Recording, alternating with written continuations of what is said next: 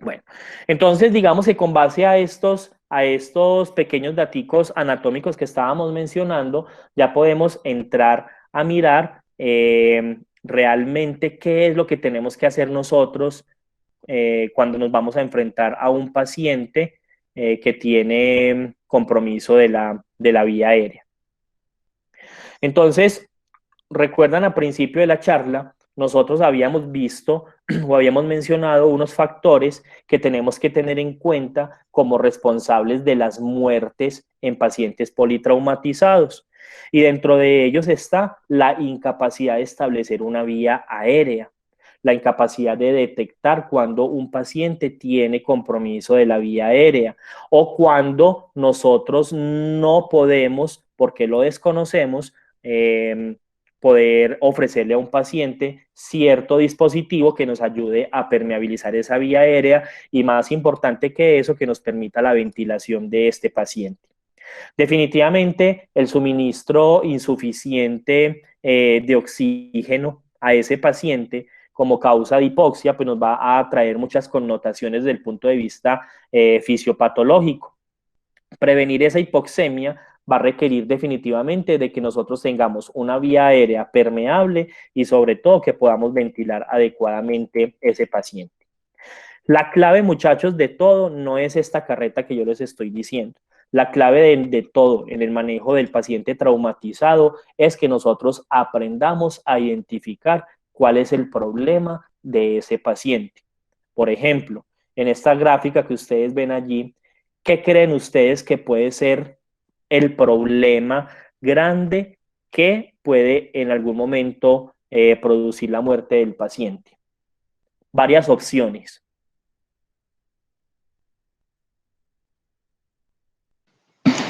Bueno, pues yo pensaría que en definitiva la alteración de las estructuras, eh, pues en este caso de la cara, que principalmente son boca y nariz, que es nuestra vía aérea de acceso, pues Vía aérea superior, ajá, sí, uh-huh. Tatiana, tienes toda la razón. Muy bien, entonces tú dices el compromiso de la boca, pues que es evidente, y el compromiso de la nariz. Muy bien, son unas opciones muy válidas. ¿Quién más observa algo diferente en esa gráfica? Compromiso vascular, escribe María de Los Ángeles. Bueno, no se ve un compromiso vascular evidente, pero sí se observa, digamos que un hematoma, ¿cierto? Ahora vamos a hablar de eso. ¿Quién más? Pues yo creo que pues con ese trauma que tiene tan horrible en la cara, es lo más probable es que también tenga un trauma craneoencefálico. Muy bien, el trauma craneoencefálico. El trauma craneoencefálico es un trauma muy asociado al politraumatismo, ¿cierto? Y ustedes, a ustedes, bueno, a ustedes no, a todos nosotros nos han enseñado que en un TEC severo hay que asegurar rápidamente la vía aérea, ¿cierto? En cuanto a eso, sí quiero hacer un paréntesis y no sé si el doctor Mauricio comparta esto conmigo. Cuando a nosotros nos enseñan que todo paciente con Glasgow menor a 8, ¿ustedes qué piensan sobre esa afirmación? A ustedes les han enseñado, a todos nos han enseñado, trauma menor a 8, perdón, Glasgow menor a 8 igual a intubación. ¿Qué piensan ustedes de eso? Eso es como un paréntesis a lo que estamos viendo. La verdad, yo estoy de acuerdo pues con esa definición. Uno no puede pues hacer una regla que se aplique al 100% de los pacientes, habrá excepciones, ¿cierto? Por Claro. ejemplo, una materna, una preeclántica convulsionando es un error correr a asegurar la vía aérea y puede estar inconsciente posictal porque tiene otros problemas más graves, la hipertensión, la coagulación, etcétera. Pero en general me parece un buen punto de referencia para tomar la decisión de manejo de una vía aérea. Exacto. Muy bien, doctor. Y usted acaba de decir algo. Hay reglas, o perdón, hay excepciones a las reglas, ¿cierto? Yo, por ejemplo, le enseño a mis estudiantes, tengan ese dato muy presente porque ese dato es válido, pero hay excepciones. No significa, por ejemplo, un paciente con una hipoglicemia, es un paciente que tiene un Glasgow, puede tener, qué sé yo, 4, 5, 6, pero ustedes llegan, le montan un acceso vascular, le montan su infusión de dextrosa o lo que necesiten hacerle de reposición y a los 2, 3, 4, 5 minutos, 10 minutos, es como si no le hubiera pasado absolutamente nada, ¿cierto? Pero en trauma, muchachos, en trauma sí. Ojo, en trauma, y allá era donde yo quería llegar, en trauma, la escala de coma de Glasgow es fundamental y es un punto de partida para poder tomar la decisión de hacer una intubación orotraqueal. Muy bien. Pero bueno, muchachos, ¿qué más? ¿O solamente ven compromiso de la boca y de la nariz? Recuerden lo que veíamos en la diapositiva. Lo más importante es lo que dice acá, reconocimiento del problema, ¿cierto? Entonces, tenemos que hacer ese ejercicio. Ya ustedes me dijeron, un trauma en boca, un trauma en nariz. ¿Qué más pueden ustedes o se les ocurre que pueda estar pasando en ese paciente? Pues con esa destrucción tan terrible, de pronto un pedazo de tejido que sirva como cuerpo extraño, o un diente, o Bueno, bueno, algo que haya sobrado. puede tener una obstrucción de cuerpo extraño, sí. ¿Qué más? Lesión de columna Los compañeros cervical salieron. y un trauma, un TEC muy severo con un hematoma expansivo, pues intracerebral muy grande también, ¿no? Claro, claro que sí, Doc. O sea, todo lo relacionado al TEC, ¿cierto? Y también yo le agregaría, porque ¿cómo está ese cuello de este paciente? ¿Cómo lo ven? ¿Cómo lo alcanzan a ver? ¿O lo ven normal? ¿O lo ven como si estuviera con edema? Un posible Podríamos, hematoma expansivo ahí también. claro, podemos. Entonces, miren, muchachos, siempre que nosotros tenemos un politraumatismo y más cuando hay compromiso de la vía aérea, no podemos olvidarnos de los métodos semiológicos. Si bien es cierto, tenemos que actuar rápido, es cierto, tenemos que actuar rápido, asegurar la vía aérea rápido, la semiología no cambia. Entonces nosotros siempre el manejo de un politrauma empieza ¿por qué? ¿Cómo empieza el método semiológico, muchachos? Inspección, palpación, percusión y auscultación, ¿cierto? A la inspección que vemos, lo que ustedes dijeron, todo lo que ustedes dijeron está perfecto. Trauma en cara, trauma en boca, trauma en nariz. Obviamente ese paciente, pues uno le valora el Glasgow, pues qué sé yo, va a dar un Glasgow de 4 o 5, no sé, se me ocurre como por mencionar un valor, ¿cierto? Pero muchachos, también miremos el cuello, porque muchas veces el politraumatismo no es evidente, y les voy a mostrar una gráfica más adelante, no es evidente tanto en la cara, y decimos, ah, no tiene trauma facial, no tiene trauma en boca, no tiene trauma en nariz, y lo dejamos quietecito. Y resulta que a los 10, 15, 20 minutos nos llama el personal de enfermería y nos dice, doctor, el paciente hizo paro. Entonces, no podemos acostumbrarnos a decir, ah, no, es que el paciente estaba tan mal que se iba a morir. No. ¿Qué pude haber hecho yo para evitar de que ese paciente se complicara? Por ejemplo, en el ámbito prehospitalario, que somos tan limitados para hacer muchas cosas, ese método de inspección, palpación, percusión, auscultación es fundamental. ¿Para qué? Para que cuando lleguemos al hospital podamos decirle, vea, le siento crépitos en el cuello o le ausculto un soplo o veo que el cuello le ha aumentado de diámetro, ¿sí? Son factores que nosotros, con un simple método semiológico bien hecho, pues nos vamos a beneficiar al paciente. ¿Listo? Entonces no se nos olvide, muchachos, esto. Siempre el reconocimiento del problema. Por ejemplo, esta es la gráfica que yo les quería mostrar a ustedes. ¿Cómo ven ustedes a este paciente que les estoy señalando acá? Yo le veo la boca normal y a lo mejor que la nariz está normal, ¿cierto? Pero ¿cómo tiene el cuello? Tiene un trauma grande en el cuello. Si ustedes no solucionan ese trauma en el cuello, como decía el doctor ahorita, va a producir un hematoma, el solo hecho de tener esta discontinuidad del tejido, es decir, esta herida abierta y en una zona que así a simple vista podemos decir que es zona 1 o zona 2 de cuello, ¿sí? Ya de por sí va a producir una reacción inflamatoria grande que si nosotros no le aseguramos la vía aérea a este paciente, pues el paciente se nos va a morir. ¿Están de acuerdo con eso que estoy diciendo, muchachos? ¿Y entienden el por qué? Sí, señor.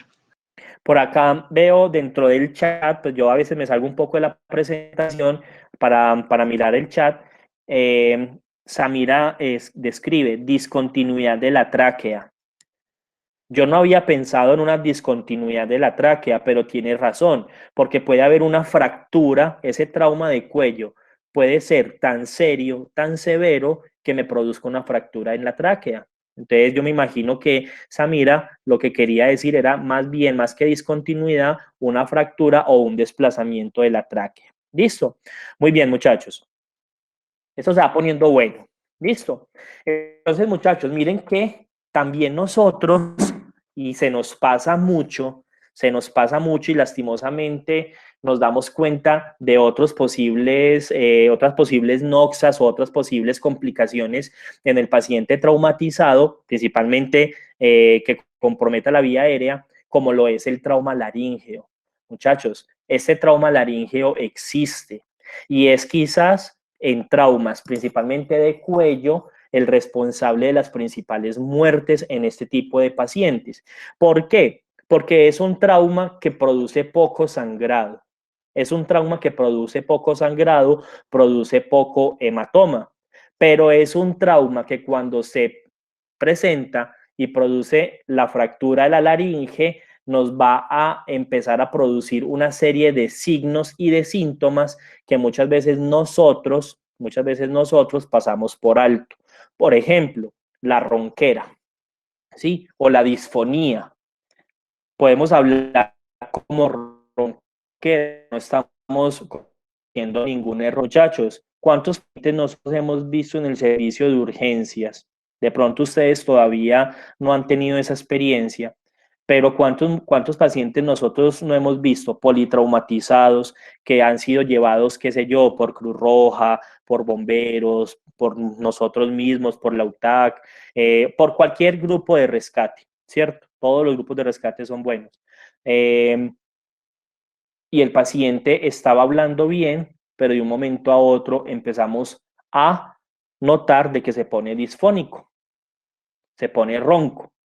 Muchas veces nosotros no le prestamos atención a eso y eso nos puede estar a nosotros indicando de que ese paciente tiene un trauma laríngeo y que a lo mejor tenga una fractura laríngea y ese paciente nosotros lo dejamos 10, 15, 20 minutos, ya va a tener no solamente una ronquera, sino una afonía, incluso va a tener un enfisema subcutáneo. Y ustedes saben que un enfisema subcutáneo, ¿qué significa un enfisema subcutáneo?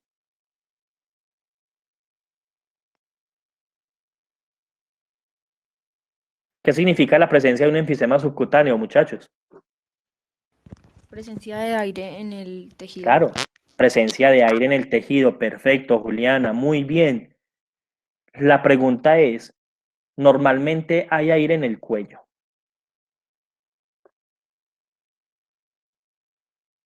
Sí, pero dentro de la tráquea. Ah, exactamente, sí, pero dentro de la tráquea o dentro de la laringe, no por fuera, ¿cierto? Ustedes han visto pacientes con neumotórax, cuando uno los ventila demasiado o cuando no le hace un tratamiento adecuado a ese neumotórax, cómo empieza a manifestar ese paciente la necesidad de corrección de ese neumotórax o de lo que tenga en los pulmones, presentando enfisemas subcutáneos. El enfisema subcutáneo no solamente se presenta en el tórax, muchachos. En un politraumatismo siempre valoren la presencia de enfisema subcutáneo a nivel del cuello. ¿Listo? Muy bien. Lo que el doctor decía ahorita, los hematomas expansivos.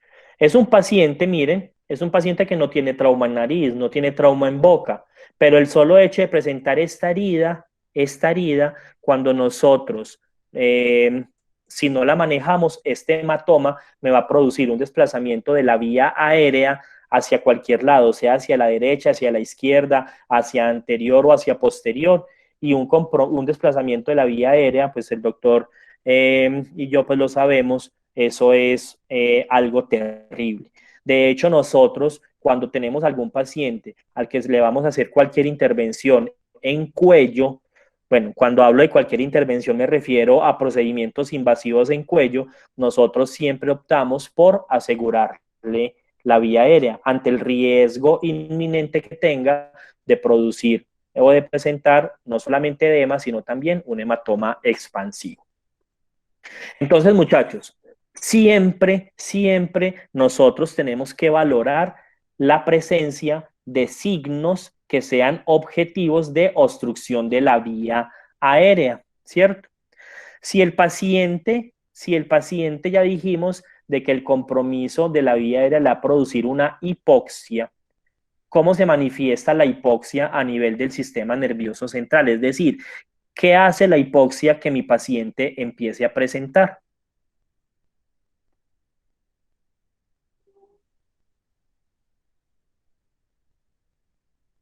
Taquipnea e hipercapnia. Bueno, empieza a respirar rápido, muy bien, ¿qué más? Pero a nivel del comportamiento, un paciente hipóxico, ¿cómo empieza a comportarse desde el punto de vista neurológico? Fluctúa el nivel de conciencia. Bueno, puede tener alteraciones de conciencia, pero ¿qué es lo más común que presente? Podría inicialmente ponerse combativo y ese estado va a empezar a disminuir muy rápidamente. Hernández, pensé que no iba a hablar. Buenas noches, mi mayor, muchas gracias. Muy bien, entonces es un paciente agitado, ¿cierto? Es un paciente que se puede tornar agitado. La simple agitación de ese paciente ya me puede dar a mí un indicio de que ese paciente está presentando un fenómeno hipóxico.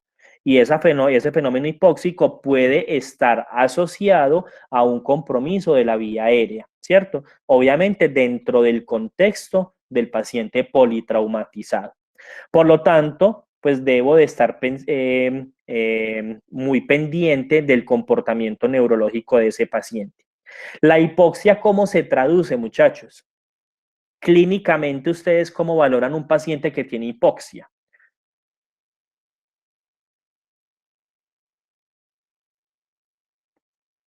Hay un signo muy característico de la hipoxia. Ese colorcito azulito, moradito. Pues sería la cianosis, La cianosis, muy bien, Tatiana, ¿cierto? Entonces, miren, obvio, si un paciente está hipóxico, si un paciente tiene un problema de ventilación, ¿en qué se va a ir traduciendo eso? En fenómenos de hipoxemia, ¿cierto? Entonces, también tengo que estar muy pendiente de la presencia o no de esos signos. Muy bien, yo les mencionaba ahorita al principio de que nosotros teníamos que hacer un método semiológico. Muchachos, nunca, por favor, nunca dejen de auscultar al paciente politraumatizado. Ah, es que está politraumatizado, venga, yo le meto un tubo en la boca. No, muchachos, o sea, puede que sí necesite el tubo, pero yo necesito saber cuál es el nivel de compromiso ventilatorio y de vía aérea que tiene ese paciente, ¿cierto? Definitivamente lo que muestra la presentación, debo de localizar las estructuras de las que ustedes ya me hablaron, la tráquea, la laringe, ¿cierto? La boca, debo inspeccionar muy bien la boca, la nariz, pues buscando cualquiera de esas alteraciones. Una vez que nosotros ya hemos detectado el problema en el paciente politraumatizado, debemos de enfocarnos o debemos de ir a corregir lo que va a terminar, digamos que produciendo la muerte del paciente, y es el trastorno de la ventilación.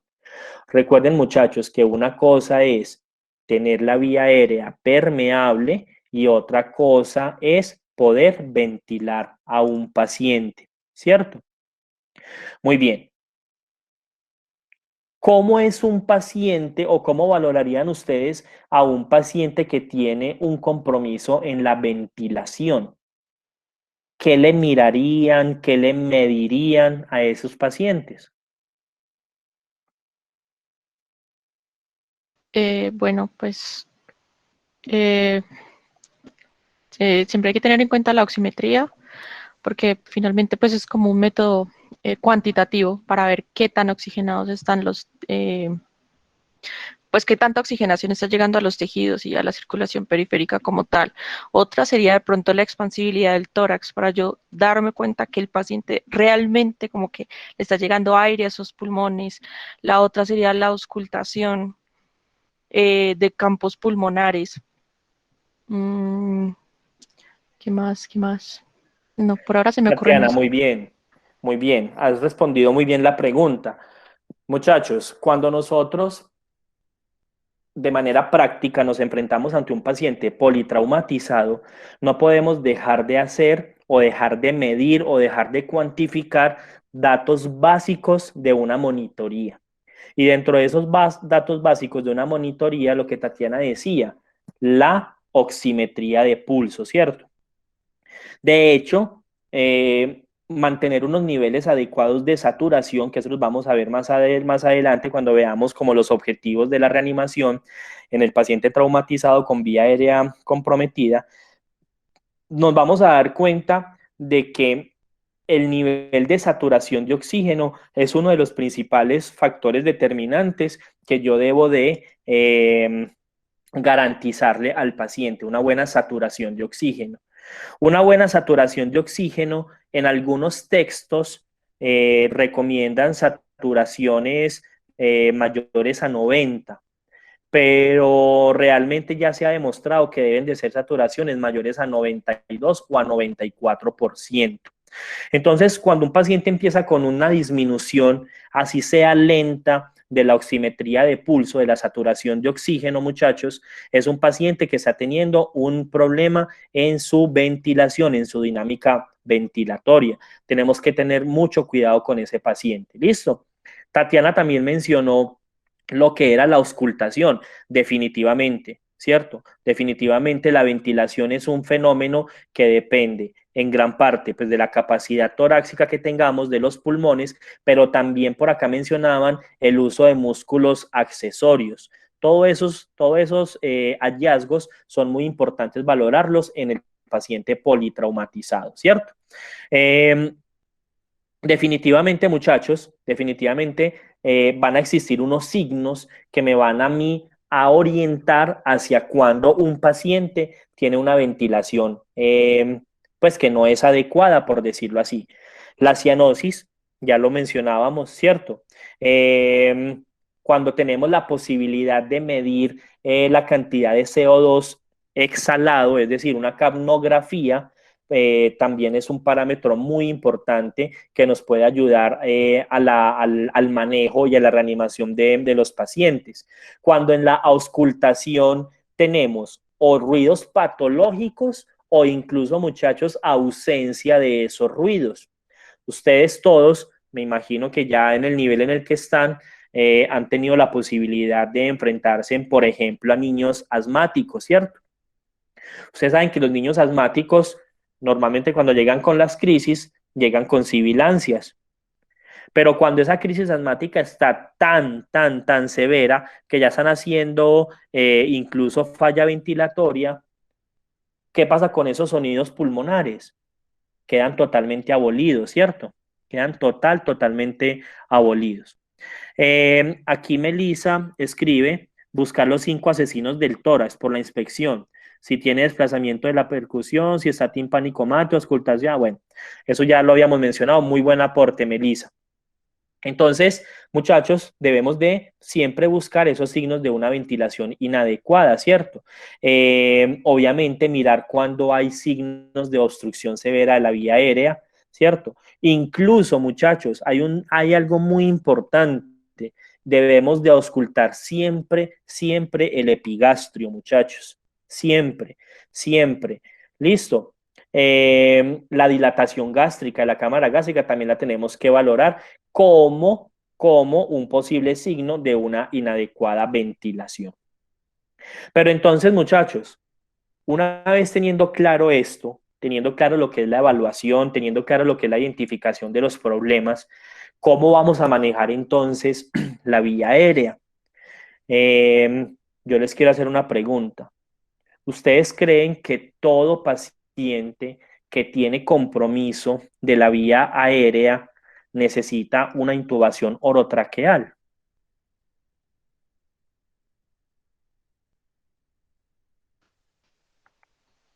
Yo pensaría que no, Doc.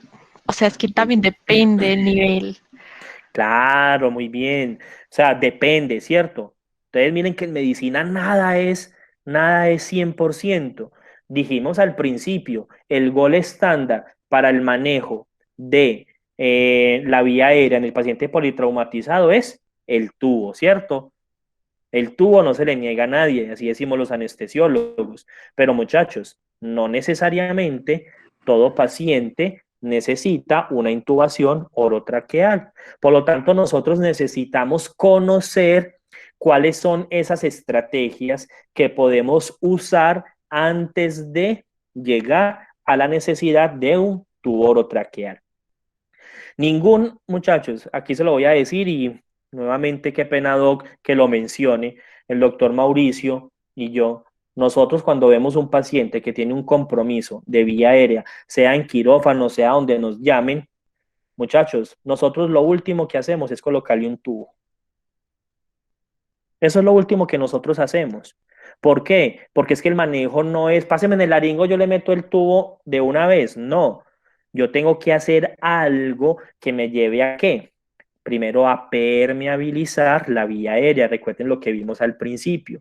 Segundo, verificar que ese paciente me ventile, que ese paciente tenga un adecuado intercambio gaseoso, ¿cierto? Que me permita a mí diseñar mentalmente una estrategia para garantizarle una vía aérea a ese paciente.